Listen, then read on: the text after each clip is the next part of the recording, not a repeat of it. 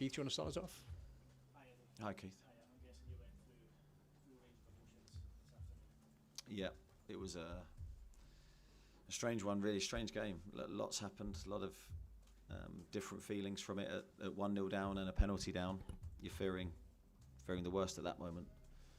And Nick makes an incredible save. We then managed to get ourselves ahead, and ultimately then we're disappointed not to win. Was there a fan come on and push you in the second half? Do you know what? I actually can't remember whether he pushed me or not. I've got no idea. It was just such a strange thing because you're concentrating on the game. It's not something you expect to happen. He confronted me, said something which I can't repeat, and then he's led away. I think that's what happened, but someone might tell me different. I'm okay, yeah. I mean, I think that moments like that do make you think. You know, the safety of staff, players is paramount for me at the Premier League, any matches in the Football League. And we need to be mindful. You know, I think security is so important. Could that in the end up be a good point for you? I know it might not feel like it at the moment, but it could be a right moment. Yeah, I think maybe the longer time goes on, I think we might think that that's a really good point for us. I don't feel that now. I feel disappointed we haven't won. But yeah, depends obviously what happens after and in our next games, but it could be a valuable point. And I think coming here was always going to be difficult today. The situation that the Leeds are in, new manager, style of play, crowd. I think we've done okay. I think we could have played better, but yeah, it's the Premier League. It's never easy. Do you feel as though it's going to go to the wire? Possibly. Who knows, Keith? I think it's difficult to predict anything in football. You've seen that today with what happened in the match. But we're prepared for that. If it does, then you know that will be what we have to do. Front row. Talk about the range of emotions, but at that moment, as you say, it's so strange. It's one of those emotions, fear, when you see someone squaring up to you, basically. Yeah, I don't know if I had time to be fearful, to be honest, because it was over in a flash. But certainly, it makes you think. You know, what ifs. And I think it's moments like this that should hopefully make people think and analyse things and see how we can improve safety for, as I say, staff and players. Because no one wants to take the emotion out of the game, and it was, you know, the atmosphere was superb, but you can't. I mean, that sort of thing spoils it, doesn't it? It takes away from what was an amazing occasion. Well, it does if you know those types of situations. No one should have to face that playing a sport they love and trying to entertain the country. No one should have to feel their own personal safety is violated. So it's certainly something for us to reflect on. Jacob. You made a decision today at the start. Joelinton was deepest line midfielder and Bruno then to the right side of the edge. What was the thinking behind that? Thinking behind that was just looking at the balance of the team last week and looking at Leeds' threats, their direct play, and knowing Joey would be in there for the majority of goal kicks and set plays. So we just decided to look at it. We tweaked it around. I mean, we changed system 4 or 5 times in that game to try and find a result and to try and find a way back in the game. So that's normal practice for us. I think we're very adaptable.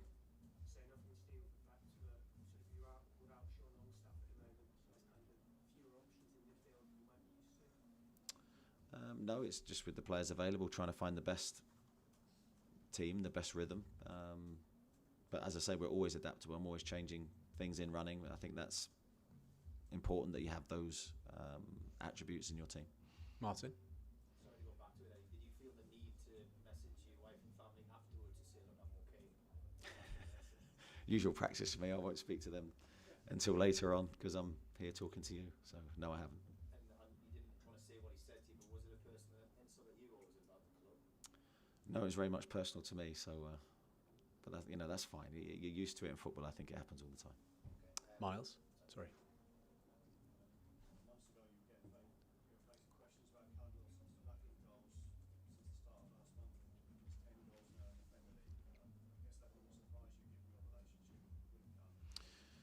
Yeah, I mean, he's a player that I love. I've said many times. I thought today he showed incredible composure. Very difficult to score 2 penalties. It didn't surprise me that he wanted to grab the second one after scoring the first. But he had a long wait for that one. A lot of mind games going on. I thought he composed himself and just focused on what he needed to do. And he changed direction and went down the middle. Really pleased for him with both goals. In terms of Jacob Murphy, I guess he's considered himself unlucky to drop out of the team given how well he's played over the past few weeks. Yeah, Jacob just had a sore groin today, so that's why he didn't enter the pitch. Craig.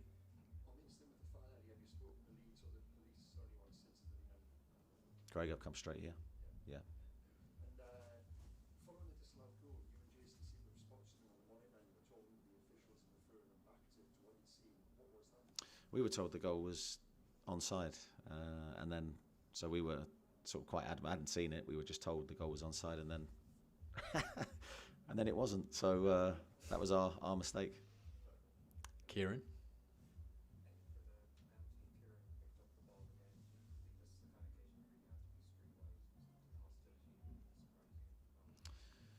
Yeah, I think it certainly helped again. I think, I think you've got to leave the attacking player with a clear thought process. I think that would have helped Callum gather his thoughts without the aim and intensity of the Leeds players towards him. I think there was probably a feeling of them. They didn't know who was going to take it, so it was difficult then to pinpoint any type of more mind games that way. So very clever again from Trips.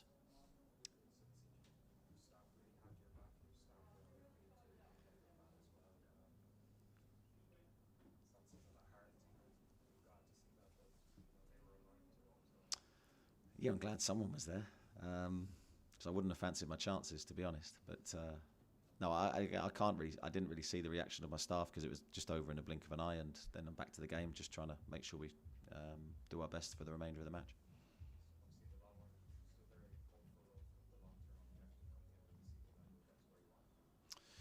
Yeah, I think we have to be very positive. I think we're disappointed not to win today. I think it was a great chance for us with the lead and not long left in the match, but we have to accept what happened.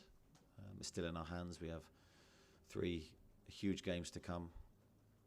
I think again you have to revert back. You sometimes have to take yourself back to the start of the season and what we would have thought to have been in this position now, and everyone at the club would have taken that. So it's in our hands, and we have to be very positive about what's ahead. Jordan. I'm going to give you some maths again.